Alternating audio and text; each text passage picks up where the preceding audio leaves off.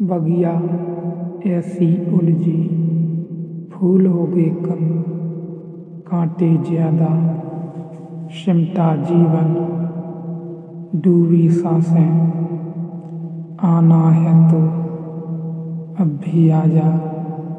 यदि आपने अभी तक अंतिम अध्याय नहीं देखा है तो कृपया करके अंतिम अध्याय देखें, उसके बाद ही इस अध्याय में प्रवेश करें। नाम का परिवर्तन, पुराने नाम से संबंध विच्छेद हो जाएगा। वस्त्र का परिवर्तन, पुरानी तुम्हारी रूपरेखा से मुक्ति हो जाएगी। यह गले में तुम्हारी माला तुम्हें याद दिलाती रहेगी।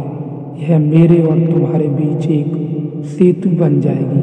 तुम मुझे भूल न पाओगे इतनी आसानी से, और लोग तुम्हें पृथक करने लगेंगे, और उनका पृथक करना तुम्हारे लिए साक्षी होने में बड़ा सहयोगी हो जाएगा। लेकिन मैं यह नहीं कह रहा हूँ कि इतना कर लेने से सब हो जाएगा, कि बस पहन लिए वस्त्र और माला डाल ली, समझा कि खत्म, यात्रा पूरी। तुम पर निर्भर है। ये संकेत जैसे हैं जैसे मील के किनारे पत्थर लगा होता है। लिखा रहता है कि 12 मील, 50 मील, 100 मील। दिल्ली उस तरफ से बस कुछ बड़ा मतलब नहीं है। पत्थर हो पास हो या दिल्ली, 100 मील है तो 100 मील ही है। लेकिन पत्थर पर लिखी हुई लकीर, तीर का चिन्ह राही को हल्का करता है।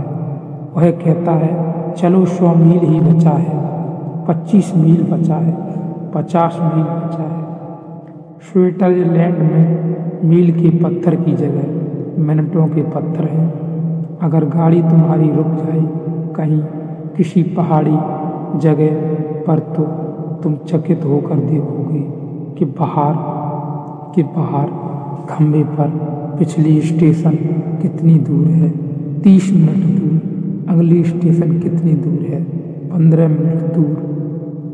बड़ा महत्व प्रतीक है। तो अगर शिष्य लोग अच्छी घड़ियां बनाने में कुशल हैं तो कुछ आश्चर्य नहीं है। समय का उनका बहुत बड़ा प्रमाण है। मील नहीं लिखते, समय लिखते हैं। 15 मिनट दूर खबर मिलती है कि समय का बहुत प्रगाढ़ है इस जाति का। तुम गैरिक वस्त्र पहने हो, कुछ खबर मिलती है तुम्हारे बाबत। हर चीज खबर देती है। कैसे तुम बैठते हो, कैसे तुम उठते हो, कैसे तुम देखते हो, हर चीज खबर देती है। सैनिकों को हम ढीले वस्त्र नहीं पहनाते, दुनिया में कोई जाति नहीं पहनाती। पहनाएगी तो हार खाएगी। सैनिकों को ढीले वस्त्र पहनाना खतरनाक सिद्ध हो सकता है। सैनिकों को हम चुस्त वस्त्र पहनाते हैं, इतने चुस्त वस्त्र जिनमें वह हमेशा अड़चन अनुभव करता है, और इच्छा होती है कि वह इनके बाहर कूदकर निकल जाए। चुस्त वस्त्र झगड़ालू आदत पैदा करते हैं। चुस्त वस्त्र में बैठा आदमी लड़ने को तत्पर रहता है। ढीले वस्त्र का आदमी थोड़ा विश्राम में होता है। शिव सम्राट ढीले वस्त्र पहनते थे, या सन्यासी या फकीर। तुमने कभी देखा कि ढीले वस्त्र पहनकर अगर तुम सीढ़ियाँ चढ़ो तो तुम एक एक सीढ़ी चढ़ोगे। चुस्त वस्त्र पहनकर चढ़ो, दो एक साथ चढ़ जाओगे। चुस्त वस्त्र पहने हो तो तुम क्रोध से भरे हो, कोई जरा सी बात कहेगा और बेचैनी खड़ी हो जाएगी। ढीले वस्त्र पहने हो तुम थोड़े विश्राम में रहोगे। छोटी छोटी चीजें फर्क लाती हैं। जीवन छोटी छोटी चीजों से बनता है। गिलहरियों के द्वारा लाए गए छोटे छोटे कंकड़ पत्थर जीवन के सेतु को निर्मित करते हैं। क्या तुम खाते हो, क्या तुम पहनते हो, कैसे उठते बैठते हो, सबका अंतिम परिणाम, सबका जोड़ हो तुम। अब एक आदमी चला जा रहा है, चमकीले भड़कीले रंगीले वस्त्र पहने। कुछ खबर दे तो है एक स्त्री चली जा रही है, बेहूदे अश्लील शरीर को उभारने वाले वस्त्र पहने कुछ खबर देती है।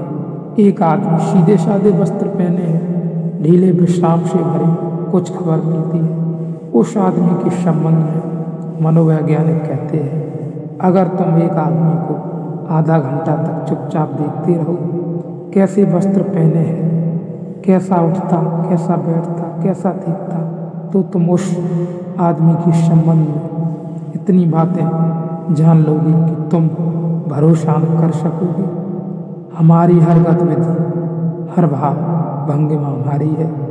भाव भंगिमा के बदलने से हम बदलते हैं, हमारे बदलने से भाव भंगिमा बदलती है। तो यह तो केवल प्रतीक है, ये तुम्हें साथ देंगे, ये तुम्हारे लिए इशारा बने रहेंगे, ये तुम्हें जागरूक रखने के लिए थोड़ा सा सहारा है। और कृपया यह भी समझाएं कि साक्षी तत्व, जागरूकता और सम्यक स्मृति में क्या अंतर है। कोई भी अंतर नहीं है, बेशक पर्यायवाची शब्द हैं, अलग अलग परंपराओं ने उनका उपयोग किया है। जागरूकता कृष्णमूर्ति उपयोग करते हैं, सम्यक स्मृति माइंडफुलनेस बुद्ध ने उपयोग किया है, साक्षी तत्व अष्टावक्र ने, उपनिषदों ने, गीता ने उपयोग किया है। सिर्फ भेद अलग अलग परंपराओं का है, लेकिन उनके पीछे जिसकी तरफ इशारा है वह एक ही है। दूसरा सूत्र, आपके महागीता पर हुए पहले प्रवचन के समय अनेक लोग आंसू बहा कर जा रहे थे, उसका क्या मतलब है? क्या रोने वाले कमजोर मन के लोग हैं या आपकी वाणी का यह प्रभाव है? कृपया इस पर थोड़ा प्रकाश डालें। एक बात पक्की है, पूछने वाले कठोर मन के आदमी हैं। आंसुओं में उन्हें सिर्फ कमजोरी दिखाई पड़ी। एक बात पक्की है, पूछने वाले व्यक्ति की आंख के आंसू सूख गए हैं, आंख बंजर हो गई है, मरुस्थल जैसे उनमें फूल नहीं खिलते। आंसू तो आंख के फूल हैं। पूछने वाले का भाव मर गया है, पूछने वाले का हृदय अवरुद्ध हो गया है। पूछने वाला सिर्फ बुद्धि से जी रहा होगा, उसने भाव की तिलांजा दे दी होगी, सोचा विचार से जी रहा होगा। प्रेम और करुणा और जीवन की तरफ जो लगाव की चाहत की आनंद की संभावना है, उसे इनकार कर दिया होगा। कोई रसधार नहीं बहती होगी, सूखा साखा मरुस्थल जैसा मन हो गया होगा। इसीलिए पहली बार जो ख्याल में आई कि जो लोग रोते हैं कमजोर मन के होंगे, किसने कहा तुम्हें कि रोना कमजोरी का लक्षण है? मीरा खूब रोई, चैतन्य की आंखों से झरझर आंसू बहे। नहीं, कमजोरी के लक्षण नहीं है, भाव के लक्षण है, भाव की भक्ति के लक्षण है। और ध्यान रखना, भाव विचार से गहरी बात है, भाव भक्ति विचार से गहरी बात है।